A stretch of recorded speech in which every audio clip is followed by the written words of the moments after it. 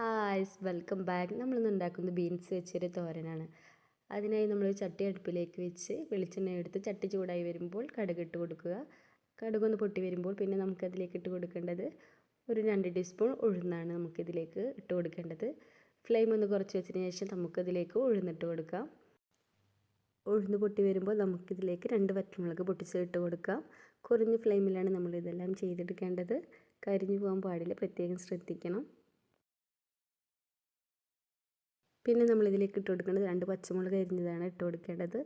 പിന്നെ നമ്മൾ ചെറിയൊരു സവാള ചെറുതാക്കി അരിഞ്ഞതും കൂടി ഇതിലേക്ക് ഇട്ട് കൊടുക്കണം. ഇതെല്ലാം കൂടി നന്നായിട്ട് വഴറ്റി കൊടുക്കണം. ഇതേ സമയം നമുക്കിതിലേക്ക് ആവശ്യമുള്ള ഉപ്പും കൂടി ഇട്ട് കൊടുക്കണം.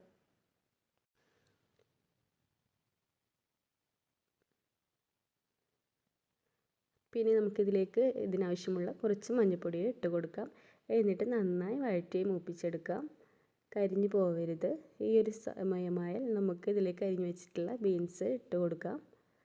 എന്നിട്ട് എല്ലാം കൂടി നന്നായി മിക്സ് ചെയ്ത് കൊടുക്കാം. ഇനി ഇത് വേവാൻ ആവശ്യമായ വെള്ളം ഒഴിച്ചു കൊടുത്ത് നമുക്ക് കുറഞ്ഞ ഫ്ലെയിമിലിട്ട് മൂടി വെച്ച് കുറച്ച് നേരം വേവിച്ചെടുക്കാം. ഇനി ഇതിലേക്ക് നമുക്ക് വേണ്ട മറ്റൊരു ഇൻഗ്രീഡിയൻ്റാണ് തേങ്ങ. ഒരു മിക്സിഡ് ജാറിലേക്ക് എടുത്ത് നമുക്ക് ആവശ്യമുള്ള തേങ്ങ ഒരു പിടി തേങ്ങയാണ് ഞാൻ എടുത്തിട്ടുള്ളത്. ഇത്രയും ബീൻസിലേക്ക് ഇത്രയും തേങ്ങയും മതിയാവും. പിന്നെ നമ്മളിതിലേക്ക് ഇട്ട് കൊടുക്കുന്നത് നല്ല ജീരകമാണ് ഇട്ട് കൊടുക്കുന്നത്. നല്ല ജീരകം ഇട്ട് കൊടുത്ത് നന്നായി അരക്കാൻ പാടില്ല, ചെറുതായിട്ടൊന്ന് ക്രഷ് ചെയ്യാനേ പാടുകയുള്ളൂ. ഈ ഒരു പരുവമായി കഴിഞ്ഞാൽ നമ്മുടെ ബീൻസ് ഏകദേശം റെഡിയായി കൊണ്ടിരിക്കുകയാണ്. ആ വെള്ളമൊക്കെ ഒന്ന് വെട്ടിക്കഴിഞ്ഞാൽ നമുക്കിതിലേക്ക് ക്രഷ് ചെയ്ത് വെച്ചിട്ടുള്ള തേങ്ങയുടെ കൂട്ടും ഇതിലേക്ക് ഇട്ട് കൊടുക്കാം.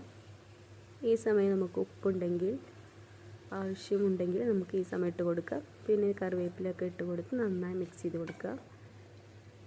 ഒരു 2 മിനിറ്റ് അത്രയും നമുക്ക് ഇളക്കി കൊടുത്ത് ഫ്ലെയിം ഓഫ് ചെയ്യാം.